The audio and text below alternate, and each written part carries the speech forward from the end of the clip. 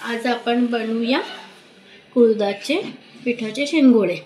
कुळीत पीठ आणि गव्हाचं पीठ एकत्र आणि हे शेंगदाण्याचं भाजून केलेलं कूट आणि ज्वारीचं पीठ, हिरवी मिरची, थोडंसं आलं, लसूण, सफेद तीळ, ओवा, कोथिंबीर, जिरं, हिंग आणि हळद, मीठ।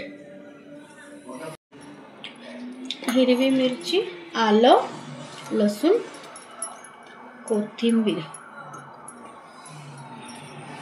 आणि थोडंसं जिरं मिक्सरला वाटून घ्यायचं।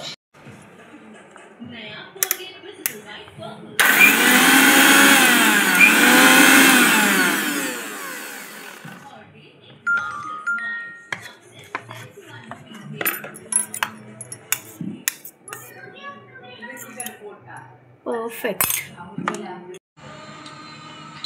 कढई टाकली, तेल टाकून घ्यायचं। तेल थोडं जास्त घ्यायचं शेंगोळ्यांना।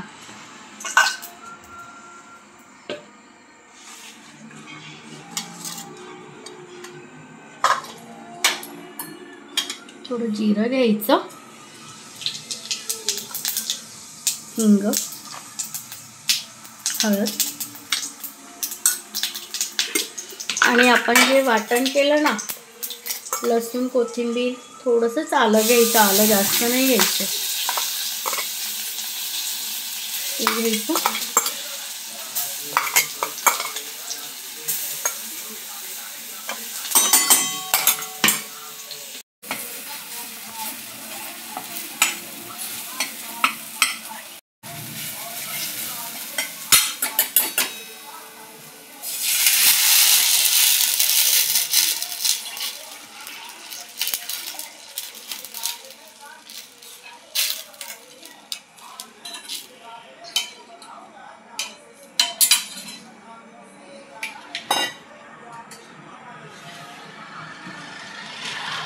चवीपुरतं मीठ आणि थोडी वरून कोथिंबीर।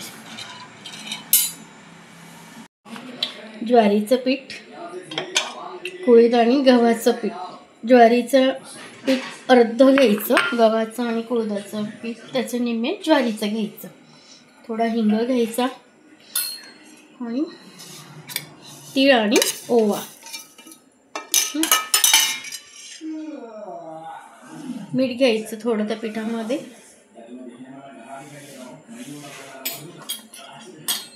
थोडीशी हळद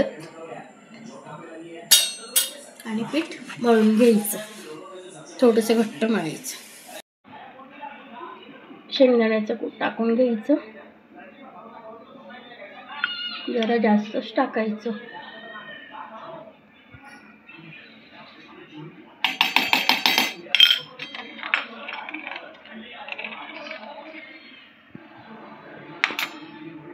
पीठ मळून ठेवलेलं आहे, आपण शेंगोळे करून घेऊया।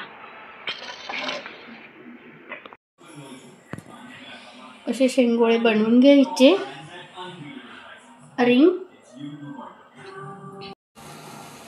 असे शेंगोळे ना उकळी आल्यावर रश्श्यामध्ये टाकून घ्यायचे।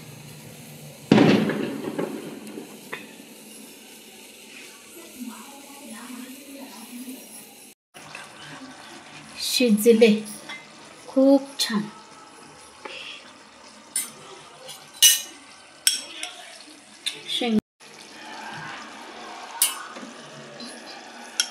शेंगोळे तयार। टेस्ट करून बघ।